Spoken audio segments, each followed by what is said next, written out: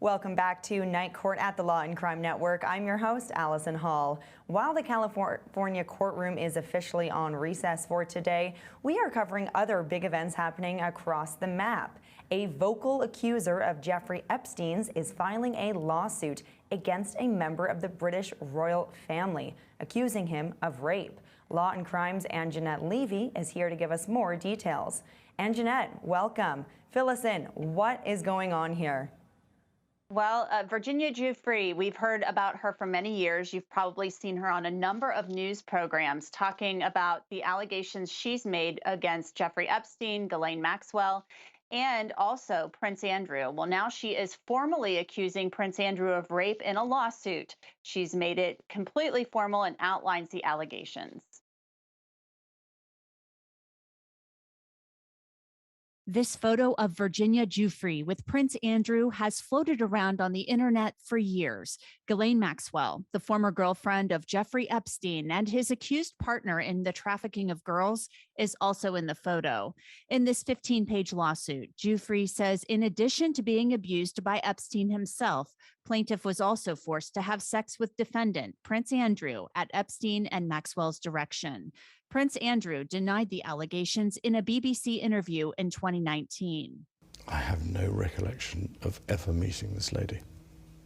None whatsoever. But the photo included in the lawsuit suggests otherwise. The suit goes on to claim that in 2015, after Giuffre made her claims against the prince public, he emailed Ghislaine Maxwell writing, "Let me know when we can talk. Got some specific questions to ask you about Virginia Roberts."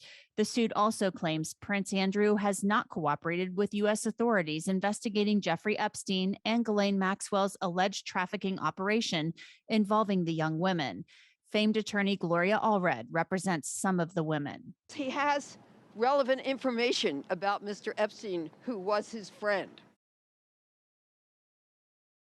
And Prince Andrew has not formally responded to this lawsuit at all. He hasn't spoken about it publicly either.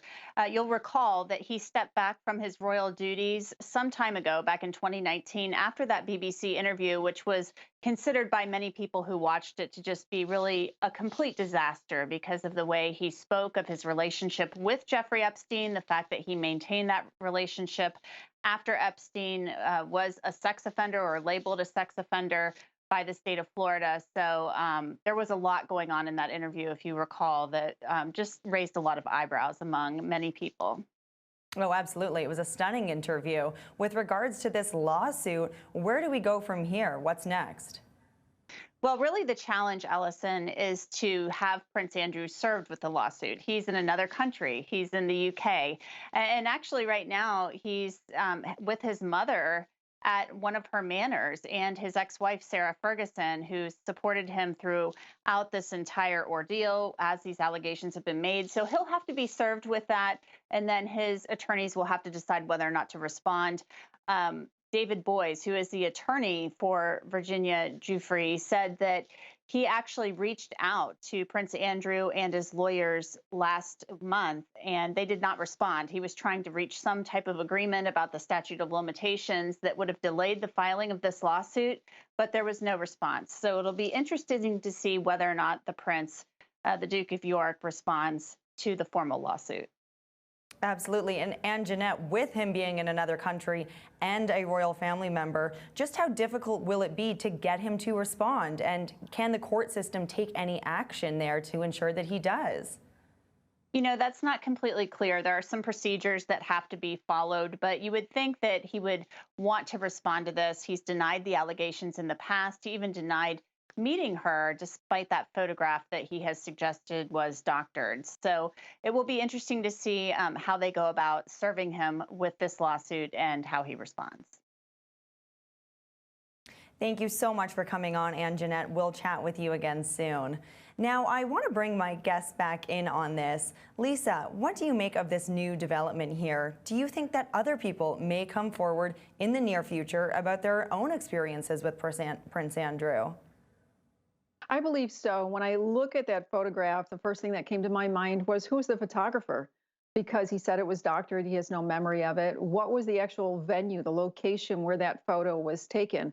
and they could track where he was at that time in his life. If we have a date, investigators are going to know that. They're going to know about his travel. So to be able to look back and find out, was he there at that time, at that location, and is the photographer willing to come forward and say that, yes, indeed, that was not a doctored picture, I took that photo. And Jeffrey, it seems like the royal family is in a lot of hot water as it is. What are the bigger implications of this when it comes to other powerful figures with events like this swept under the rug? Well, I think that especially where Epstein is concerned, there are a large number of powerful people that are closely connected to him. There's the Bill Gates allegations that came out in the divorce.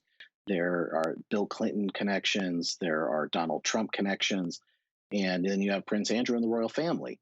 And you're right, the royal family is a bit embattled right now. They have their inner fight going on about some racial tensions within the family. And then this story just will not go away. And, when we ask who was the photographer, what if it was Jeffrey Epstein? It probably was, by all accounts. Where was he during the time that this photo was taken? And what we're looking at here is it's pretty easy to get an expert to come in and say whether a photo was doctored or not. And if you pay enough money, you can probably get them to say the opposite of what the other side is saying.